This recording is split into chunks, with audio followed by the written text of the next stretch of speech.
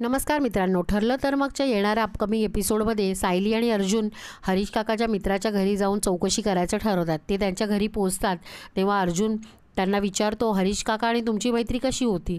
तेव्हा ते काका म्हणतात, आम्ही दोघेही जिगरी दोस्त आहोत. तेव्हा सायली विचारते, तुमचा आणि त्यांचा संपर्क होऊन किती दिवस झाले?